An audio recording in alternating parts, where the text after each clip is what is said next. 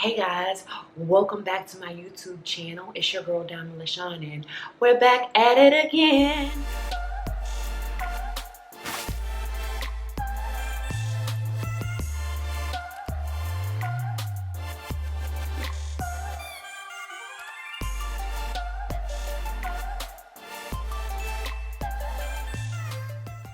So I don't know if you guys can tell, but I found another little corner in my home to film in. I particularly like this corner just to sit in and hang out because I can see out the window and it's a beautiful view. And also the lighting is amazeballs. So what you're seeing right now is natural, no filter. Let's get into it. So this particular video is a part of the Coffee with Me series, where we talk about story times or just like, chatting. This particular video is going to be about the biggest lie I've ever heard.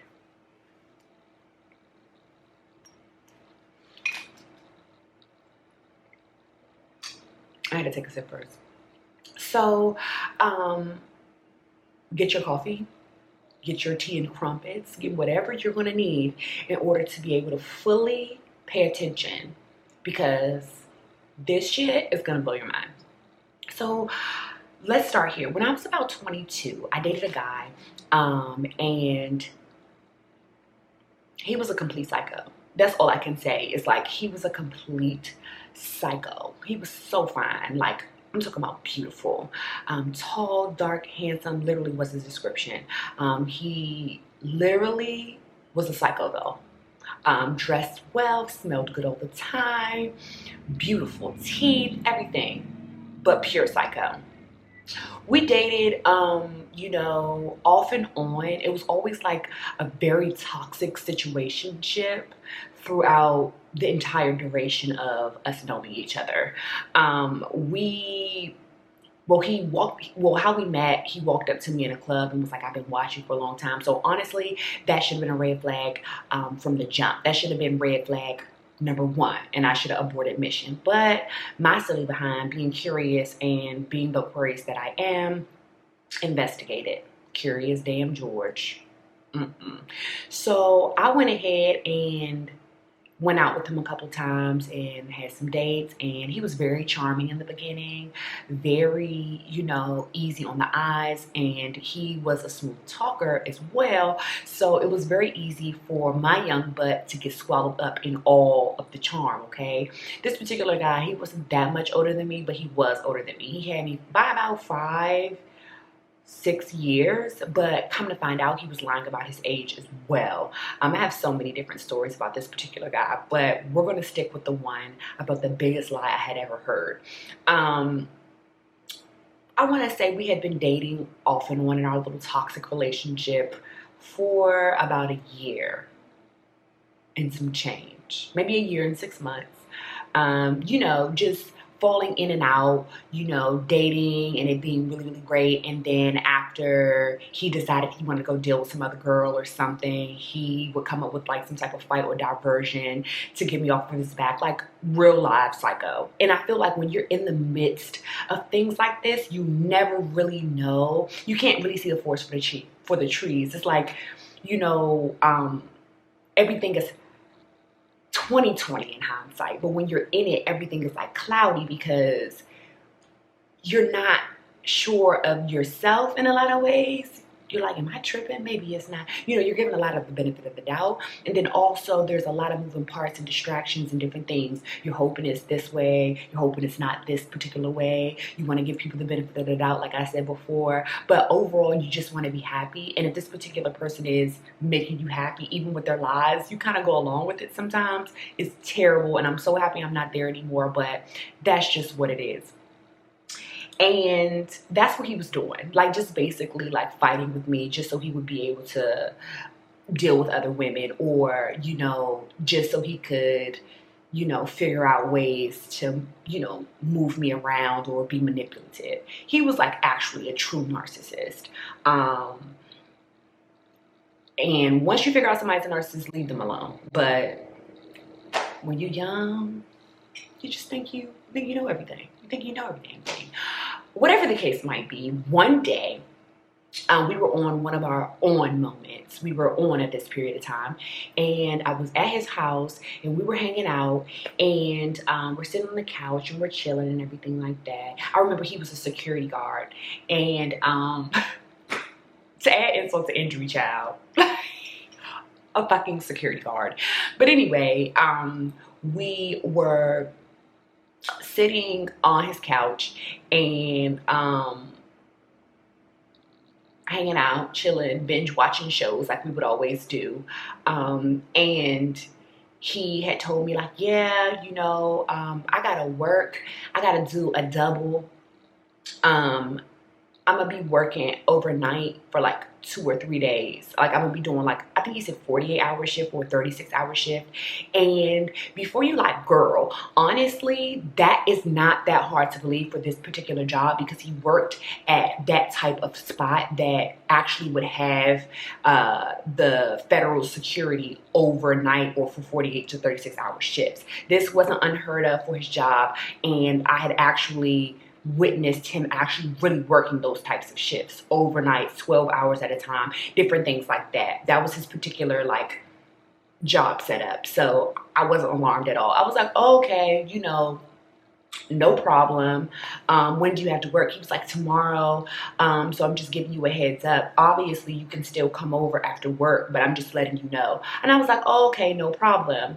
Mind you, I would get off work and go to his house every day after work. I was home. Was I home from college? Or I had just graduated college, or I had finished my college matriculation, but I hadn't yet gone through graduation. I think that's what had happened.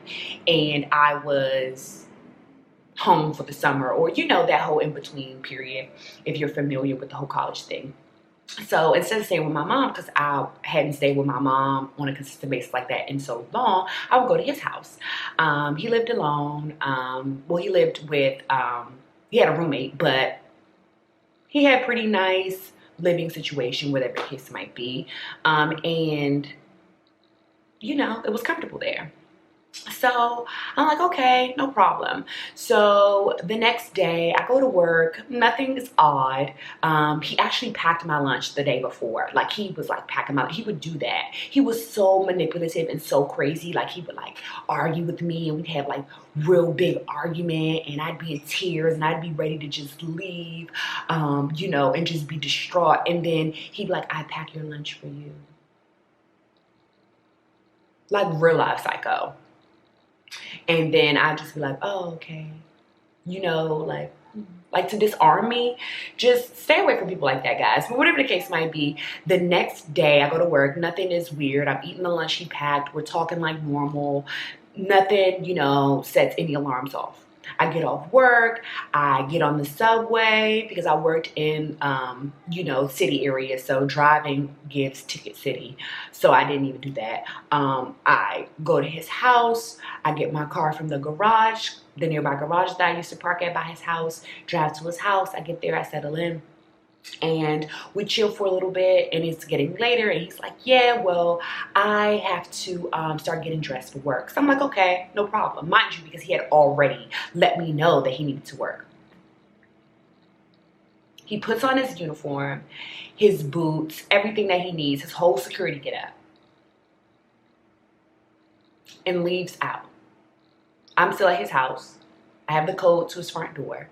You know, it's the key to his house, you know, it's normal, regular, no big deal. You know, his brother leaves out to like take him to work, and all is well. Hug, kiss, bye. I get settled in for the night, because I'm about to settle in and go to bed before work tomorrow. So I look out the window, and I see him in the car, but I see an extra person in the car, or maybe I don't see an extra person in the car. I'm not sure, because the brother had a best friend as well, and she would come around all the time, and she was really, really cool. So I wasn't sure if she had came to, or what was going on, or if I was just making excuses for this crazy ass man, to be honest, because I really used to be a nut. So I was like, okay, whatever. So really didn't think anything of it because I wasn't really sure if I had seen what I saw. Now in 2020, I'm like, girl, but in the moment I was like, you know what I mean? Whatever the case might be, the next day it was time for me to go to work, and his car was parked behind me because remember he had got dropped off for work to work by his brother so his brother could use the car. So I was like, hey, I gotta move my car out the driveway. Do you think that you can move the car and then I'll move mine? And the brother was like, oh, okay, I'm gonna just put the keys right there. I don't know if the brother was tipping me off or what. Like, I don't know if the brother was like, this girl deserves to know or what, but I grabbed the keys, and so I had to move the car out. And you know how you turn around to like back up or like to reverse? I turn around and I see the uniform that this guy had on, that he put on to go to work.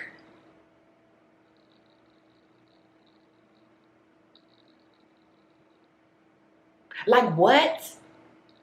I see the uniform. So I'm like, wait a minute. Pause. I'm talking about both boots, the whole getup, the whole badged, patched up shirt that the security guards wear, everything. So I'm like, huh? So I'm like, okay. But his brother worked at the same job. So I was like, okay, maybe it's his brother's uniform. They share the same car. They wear the same uniform, whatever. But I do know that one pair of work boots were in the house already. So there weren't going to be a duplicate in the car. So I said, you know what? Let me check the trunk. Not only were the boots in the trunk, but the second outfit was in the trunk as well because he had 2 work uniforms. Caught his ass red-handed. So me, I like to keep calm before I get out of shape and start acting like a crazy person. I like to have all the facts because I don't want you to be like, oh yeah, now you look dumb. And I know in my heart what I know in my heart. So I call this job like, hi, may I speak to such and such and such? And they're like, hold on, let me see if he's here today. So I'm like, the job ain't that big. The job ain't that big. And he gets back on the phone and says, oh, he's not working for the next 3 days.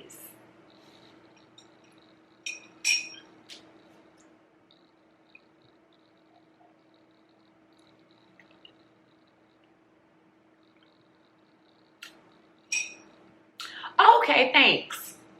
Click. So me knowing what I'm knowing, me feeling what I'm feeling, I'm steaming. I make my commute to work, I settle in, I have breakfast, and I say nothing.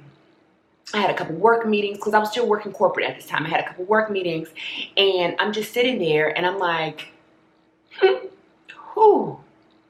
Okay, so you did see what you see. You did see what you thought you saw. Something is amiss. Okay, sis? And I go to all my meetings. I go and do all the things that I need to do. And I get a text message. No, I get an email. And this is why this is even like 10 times more odd. I get an email. And the email says, hey, baby, my phone is broken.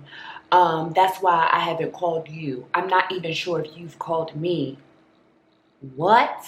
And I remember this word for word because this guy was a fool. Like, he was so traumatized into my brain. Everything that happened to me during that period of my life is clear. Okay? And he was like, hey, baby, I'm not even sure if you've called me, but I haven't called you because my phone is broken. I'm at work. They working me hard.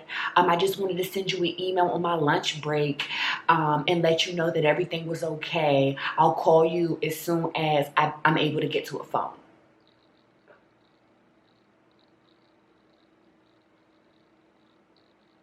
What? So I don't respond to the email. He says something about his little brother. He can be contacted through his little brother's phone or something really ridiculous. And I just didn't respond to it at all.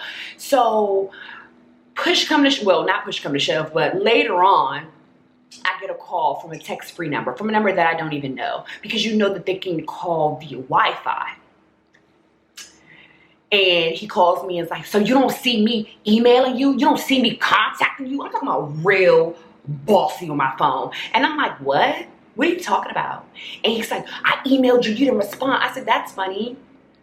What you mean that's funny? I said, you're getting all huffy and puffy with me. You talking to me like you crazy. Like I'm not doing something right. But I thought you was at work. I am at work. What is you talking about? Is something wrong with you? You know what? See, this is what I said. Oh, that's funny because I called your job and they said you're off for the next 3 days.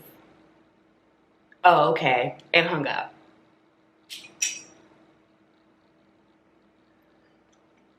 He calls me back. No, he texts me, baby, let me explain. You don't understand. It's something deeper than you understand. It's something deeper than you'll ever know. I have to explain it to you in person. I can't explain it to you over the phone. It's deep. Please understand me. Give me an opportunity to explain to you.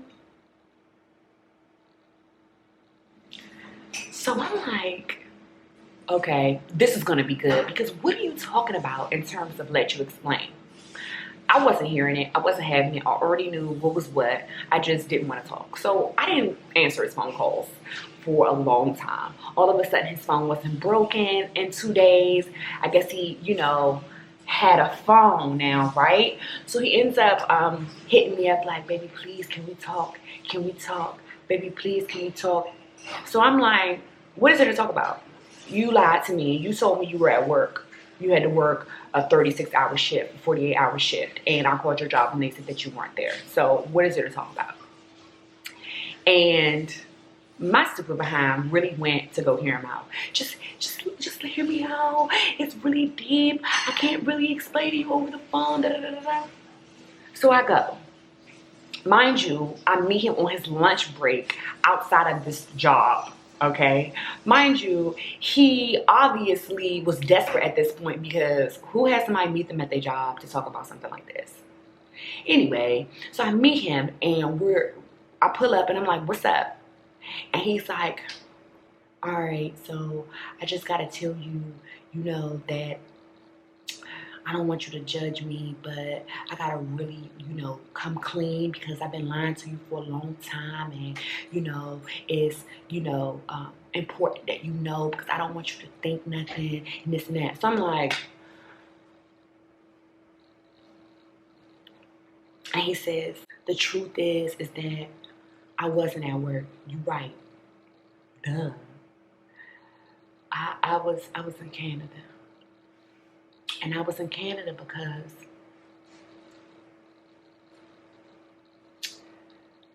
I used to be a drug runner. And the kingpin that I was working for told me that I needed to make this one last run. And if I didn't make this one last run, he was going to kill me and all my family.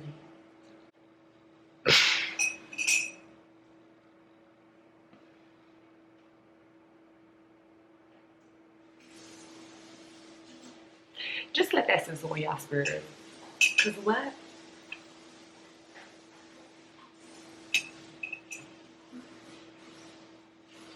I was like, what? I never told you this, but how you think I was able to not work for so long? How you think I was able to, be able to spend that amount of money and do this and that? Because I used to be a drug runner. That's what I used to do. And I'm in my head like, wheels turning, like the dumb little girl I was, because at the end of the day, low key, he didn't work for a long time when I had met him, and I'm not really sure what his means of income was during that time because he was such a pathological liar. It could have been anything, but I know he wasn't no daggone drug runner. And maybe he was getting some type of benefits because he, had did like, military service. So maybe, it was something like that, but he wasn't no damn drug runner. So I was like, what?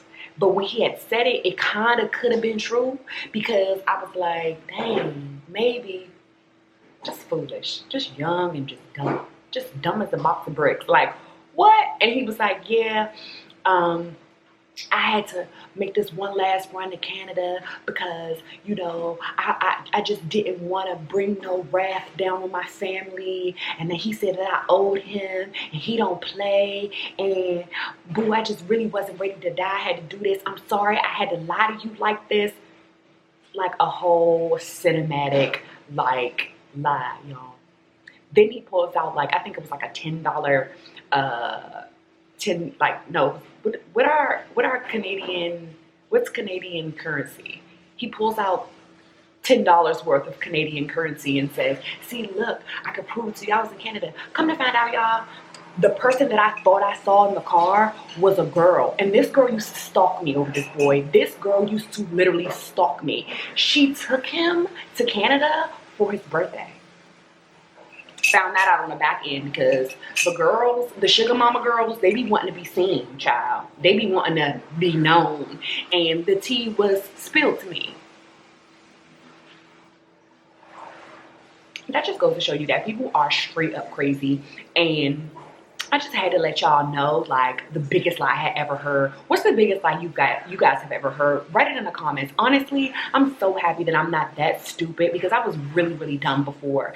And just give it up to being naive and wanting to believe what you want to believe and wanting certain things to work. But child, it's no excuse for that level of like lie. It's no excuse for that. And that's just terrible. Yeah. And this guy would do things like this throughout the duration of our dating experience with different girls all the time. I have so many different stories about this, but this video is just to let you guys know that when it don't feel right, it ain't right. Abort mission.